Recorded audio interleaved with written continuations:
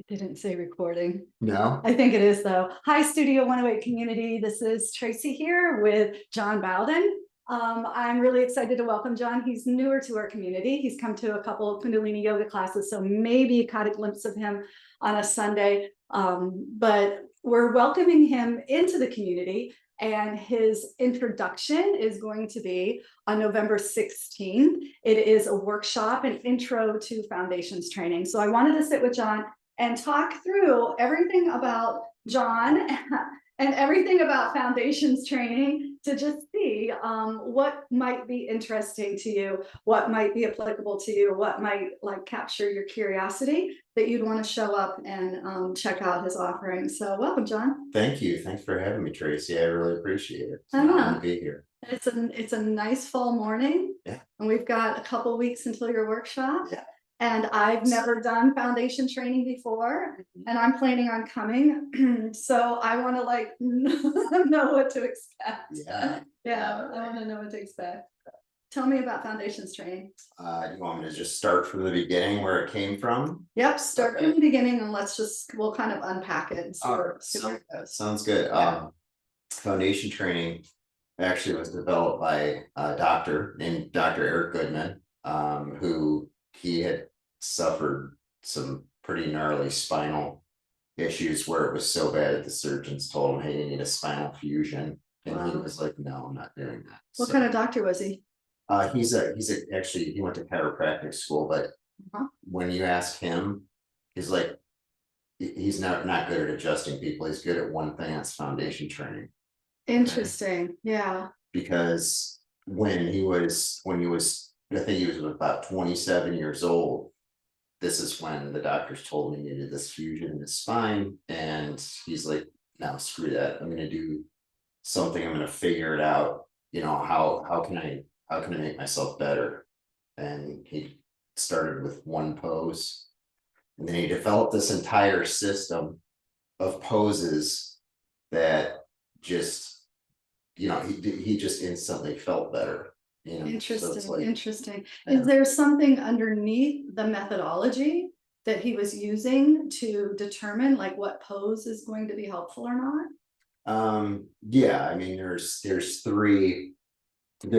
actually three components to foundation training that we go off of, you know. So we do leg anchoring. Okay, leg anchoring is this is what roots the pelvis and the low back. Interesting. Okay, so something foundational. Yeah, so we have leg anchors. We anchor in, we have outward and inward anchors. Interesting. Okay, yeah. And so without, you know, showing people, and I don't want to confuse people, you know, it's like, because this is what you're doing the entire time.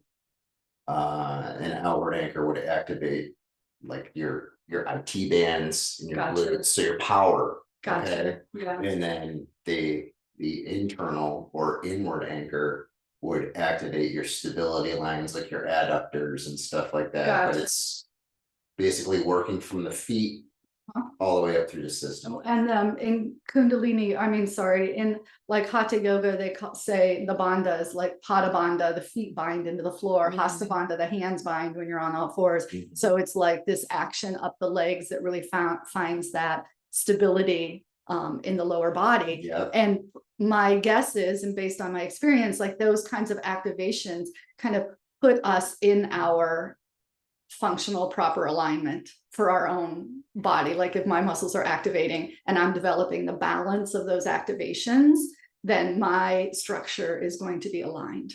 Yes. And strengthened, right? Okay. So he's starting with that. That's principle one. That's principle one. And principle two is decompression breathing, which it can be elusive to people at first because it is very difficult. It's difficult to kind of wrap your brain around at first.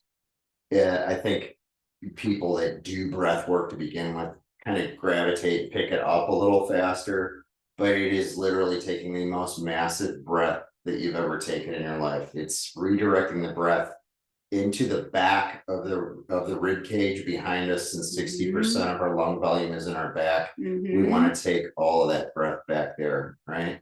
Outstanding. That's really sound Mhm. thought too. I know in Pilates, Leah will cue that you breathe to your kidneys. Mhm. And so that similar idea. So some of the thoughts, I'm just like finding the common threads that are the launching points into something new for me. Yeah, So, yeah. so if you figure, and then, sorry, then the third part is integration, muscular integration, throughout the entire system. Typically in foundation training, we're working the posterior chain of the body. Oh, Okay. wow. Yeah, that's important. It's very important That's the because weak line. that's the weak line, and most people's glutes are in a shortened position all the time, you know. So with some of the techniques that we do, like there's a lot of hip hinging and stuff like that, we're lengthening the glute under tension properly. We're loading the glute, the IT band, the hamstrings under tension. Yeah. Okay. Yeah. That's really liberating to all the fascial material around there too. Yes. Which opens up the patterns, like the holding patterns that cause pain. Like there's so much intelligence to what you're telling me in terms of, what my experience has taught me about proper use of the body. So outstanding. And so I call it like the three parts, Tracy. I say like you've got your leg anchoring, then you've got your decompression breathing. And this stuff is so OCD. I'm going to say it a million times during our workshop.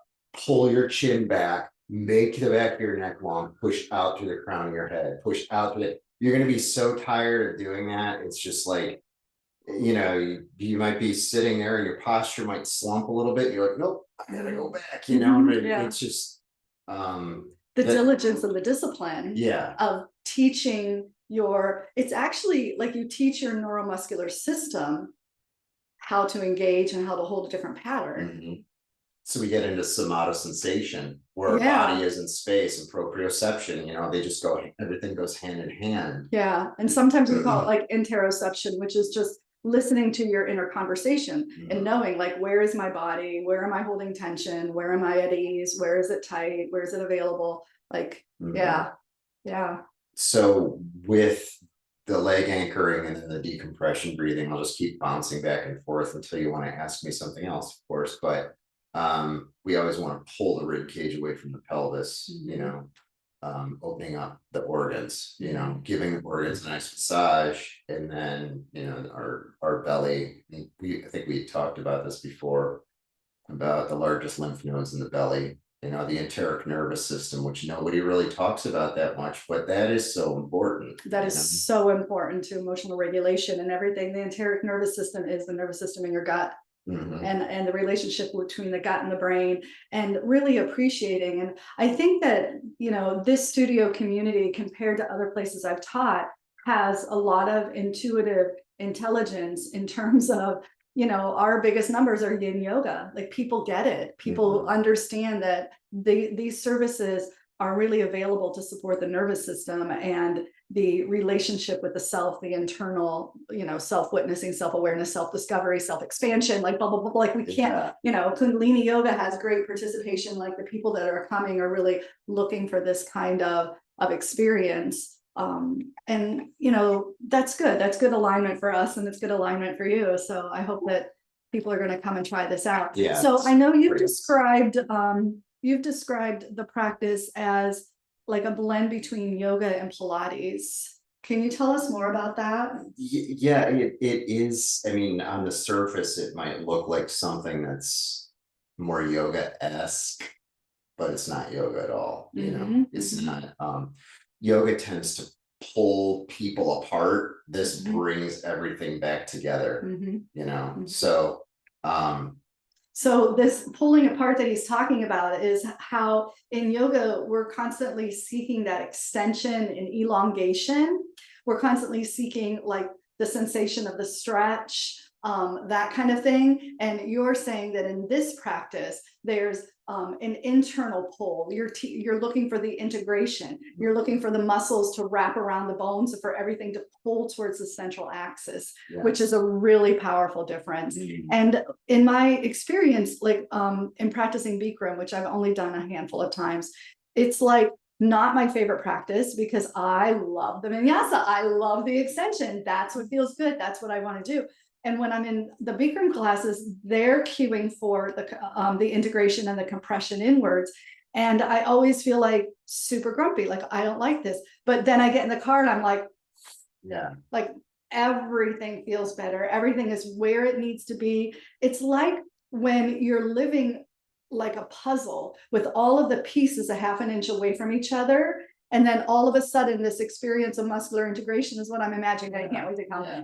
Like the puzzle's put back together, like the pieces are clicked in. Yeah. And you're like, oh, and what happens when you feel that is your nervous system is like, oh, Yeah. I'm safe. I'm okay. I don't have to worry about anything. Everything. And tell me about the pain. You said that he used it for pain reduction. Yeah, Yeah. pain reduction, like so those isometric holds they can get tiring real fast. You know, I mean 30 seconds in and most people are shaking. Yeah. Like, So an isometric hold is when the muscle's engaged and then you hold it. Yeah. Just hold it engaged. You hold it engaged. You have to keep reminding yourself. Yeah. Fire, tighten. Yeah, and it's from the feet all the way through the crown of the head. Yeah. Right? Okay. So so pain. You'll have people with maybe kind of debilitating back pain, you know, or just pain from like the modern posture, looking at phones or being on a computer all day long. I can take somebody through one posture for 30 seconds and their pain will diminish. Wow. You know, I'm not saying it's gonna fix their pain. It might, you know, but the thing is with this stuff is you have to do it every day. It's like flossing your teeth, you know, that's exactly what like Doc Goodman says, you know, it's just like flossing your teeth. You have to do this every day. You know? So you're coming for a 2-hour intro workshop. In a typical class, how long is that class? Typically I'll just teach group classes for about an hour. Yeah. And, Yeah. And then how many poses? It's for like beginners, let's say, I don't know, maybe 6, 7 different poses, you know, and I usually, yeah. Correctly, you have to teach. And then just because I've done yoga a really long time, I just want to check in. Is there a shavasana? There's kind of a shavasana. Now I do. Okay, you guys, there's kind of a shavasana. There's a few different things that I do. So after a posture, in between postures, you know, like Bikram, I actually studied that a lot. And you did, yeah, you did. Too, yeah. That's fun. So Ghosh yoga, you know, Yeah. Vishnu Ghosh. But there's always like a moment in between postures where you take a standing shavasana. So with the isometric tension and foundation training, what we do is we have people just shake their entire body out. So you're getting lymphatic drainage as well, you know, just even holding the isometric holds, but then the shakeout, you know, like reforming when you do that after you do like a lymphatic drainage, like the big 6 or something like that. Which I do every morning. You know? Good for you. And what you're saying about the lymphatics, I also want to add, like the health and the benefit to the fascial lines that you're talking about is tremendous. Yeah, tremendous. This is really sounds like it's really sound.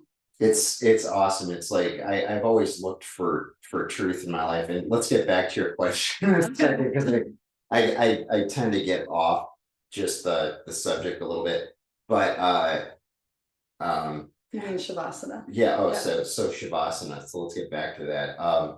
At the end, what I will do is I'll do like a standing shavasana with slow breath and nerve flossing. Okay. Or I'll have people lie down in a posture with, you know, maybe 50%, going like 50% on the tension scale, and then just decreasing attention, you know, like into a guided meditation. And occasionally I'll just do a guided meditation, you know. It's just like a lot of the times I'll take people down and get them into cat-cow just so that they know that their spines are safe in cat-cow doing flexion and extension, you know, and then do a few other poses and, you know, we're done, you know, just something to regulate the nervous system and bring it down just a little bit. Sure. Because it does, you instantly, it's like Kundalini, it's like Tai Chi, it's like Qigong, when you get that movement in and you feel that rush through your body. Mhm. That's what this does too. Yeah. You know, so I was doing it with somebody the other day and they were like, yeah, that's what this reminds me of. I'm like, yeah, that's pretty Yeah. cool, right? Yeah, You know, yeah, you get that flush, you yeah, know, so. I love those moments, and sometimes I'll speak to them in class, like, this is what it feels like to be alive. And just like taking that in and really feeling, because I think that we're going to get a lot further in the challenge of these times, um, if we have a clear relationship with ourselves and we can tune into ourselves enough and take listener speaker roles. Like, we're very good at like commanding our body to do things and ourselves to do things, but like taking that listener role. And so in those times of just feeling that flush and pausing and saying, okay, like, let me listen to myself, then we can start to get a clearer definition of who we are and how we are. And often when I get off track and kind of feel overwhelmed by my life, or like I don't know what to do, it's because I've forgotten to listen to myself. And then I've forgotten that I'm strong. I've forgotten that I'm creative. I've forgotten that I have so much support. Like I forget that. So even something that is a very physical experience, you're talking about like a full body, mind, soul, spirit kind of understanding and relationship with yourself as you bring people through that hour. Yeah. Yeah, it's Cool. you know, it's nasal breaths like yoga, but even more powerful breaths. And the reason that, you know, we breathe through the nose, yeah, we get all the benefits of it, right? But it's harder because it works more muscle groups, you know. And we as a habit brace through the core, and all that tension is in there. So to be able to like support the body and move the diaphragm at the same time is like an unlearning of all that deeply held inner stress. Yes. Yeah. You know, so yeah, so to your point, you know, it's like thinking about when people are like, oh, I've got an injury, I've got an injury. And most of the time people don't have an injury, their muscles are just twisted. We have to untwist them. We have the ability to do that. You Yeah. know? That's the whole thing. That's foundation training, you know, Yeah. get people away from pharmaceuticals, get them off of opioids, get them, because we can heal ourselves, right? 100%. Yeah. 100%. And like the body is amazing like that. And there are so many barriers to doing these activities when you're in pain. Like we've been taught and culturalized, you better stay on the couch, you better rest, you better take these pills. And you know, intelligent movement can be the thing. It could be the thing. Absolutely. So yeah. You know, it's like you start to rewire things, and you know the neurological benefits alone are just insane. You know, it's just like, Well, I mean, like sleep. yeah. Like what if that low grade pain, discomfort, tension was relieved? Like even low grade, not like low grade, like not even like chronic terrible pain, I have to take painkillers, but even like just feel kinky here or a little tight there. If that was relieved and you could like literally sleep sounder, that would ripple out to being nicer in the morning, getting more done, feeling better about yourself. I mean, it improves relationships, it improves work productivity, like so many things. Absolutely. And it just goes back to, did you sleep okay? Did you sleep okay? Yeah. Were you comfortable enough to get the sleep you needed? Crazy. So yeah. Yeah, I could share something with you about that. My one of my close friends, he has some issues going on with his neck. You know, he had some cervical herniation going on, and he had some thoracic outlet syndrome going on, and you know, the numbness and the tingling in the fingers, and he wasn't able to, he had to turn his entire torso to turn his neck type of way.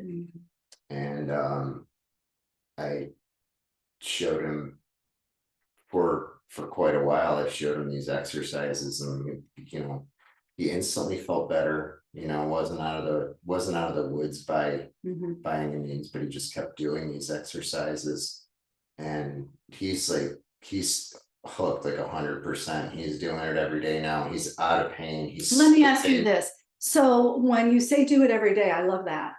First of all, just any opportunity, even if it's like when he says do it every day, he probably doesn't mean 2 hours a day. No. Right. You're talking about like maybe 15 minutes. Right. So 10-15 minutes a day, like you can buy in on that. So if someone's coming, they're going to come to the workshop. So they start coming to a weekly class with you.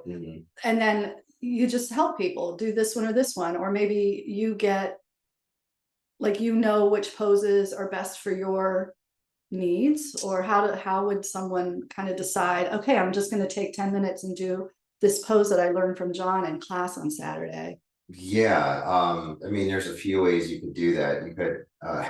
You could obviously you could contact me, and I'll FaceTime with people, whatever, just if they need like a little personal session that way, that's fine. Yeah. Another really good way to go about it is just go to FT streaming. You got 2 weeks for free, and you can go to whatever you have. Like they have neck pain, they have a protocol for that, shoulders. Okay, stop, let's back up. So FT streaming is the website for foundation training. Yes. FT foundation training Yes. streaming.com. And so they have like a membership and a library of videos kind of thing. They do. They have they have, I think, like 900 workouts on there or something like that. Yeah. And the thing about it is, like, they stand by their laurels. They have original workouts in there where they kind of knew what they were doing, but they left them on there to show you how far it's come, which I think is cool. And they're constantly refining it. It's not like, it's like, how can we make this better? How can we make people feel better? You know, it takes a lot of the guesswork out of some schools that people go to, 100%. It's like, it's just direct. It's just like, it's the fastest way. It's almost like a cheat code to get your body better fast. And they have the videos organized so someone could look up based on where their pain is or where their so they used to want you to go to like it's called baseline, and I think there's 8 different modules to that, starting from beginner going to advanced, and now I think Dr. Goodman said they're getting rid of that, so they're gonna go to they have day 1 through 30 now. So it's cool. So day 1 through 7, you're progressing through the basic postures. And then you go second, and I did them, and I was like, this is sweet. It's like, because it really gives you that foundation for foundation training. And it's like, and you just, if you do go on the FT streaming, it's 2 weeks free. You can decide if you want to do it after that, or if not, but what have you got to lose? 100%. And I mean, you can look at what your actual complaints are and just, take some notes. And pick 10 minutes worth of something to do. So that you have, but I don't know, I find like, I want to like bring that forward as an idea for people, because sometimes it's like, oh, I really like that, but we don't have a class every day, or I can't afford to come every day, or like whatever your situation is. And it's okay to like, you're not stealing when you come to a class and you decide a couple of these things are really great and you're going to do them every day at home. That's just called smart. You're like, doing your homework. You're doing your homework, and you're capturing the product that you're here. Like you bought the product, you came to class. So grab a couple of the poses that really mean something to you and do them every day. And like we can get stronger and absolutely and heal things. We can do it while we're driving. Don't say that, John. Now we're gonna driving, trying to do this and that, but I know what you mean. Driving is one of the places where I do check in with my posture and alignment a lot, because it's kind of like created to be bad posture. So, like all of this. So for sure.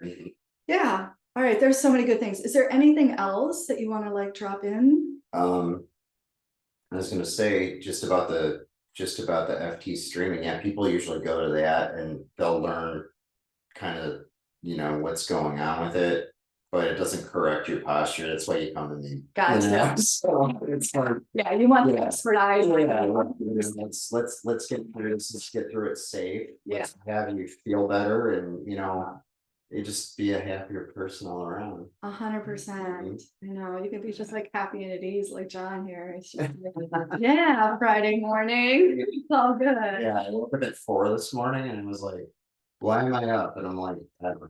So I just went and made my coffee You and just started your I day. just started my day. Yeah, You get a lot of day when you get up at 4. you do. You do. There's a book called the 5 a.m. Club.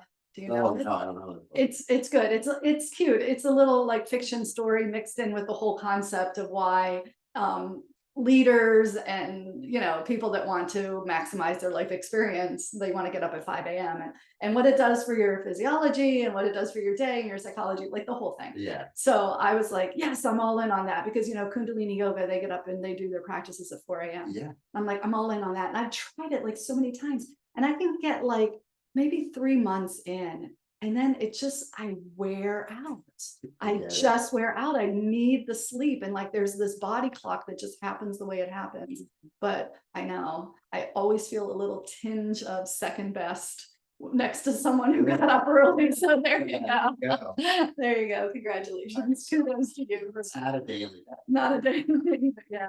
Yeah, it's really beautiful. The mornings, the morning times are really beautiful. The summer is when I do like to get up early.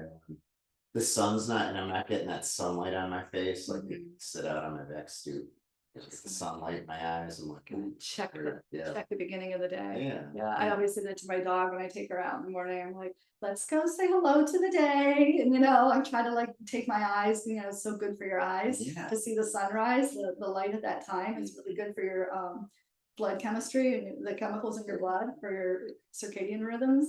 So I'm always like scanning the horizon. Today it was pretty cloudy, folks. I gotta say, not much to see today. Not much to see. All right, awesome. So you guys, November 16th.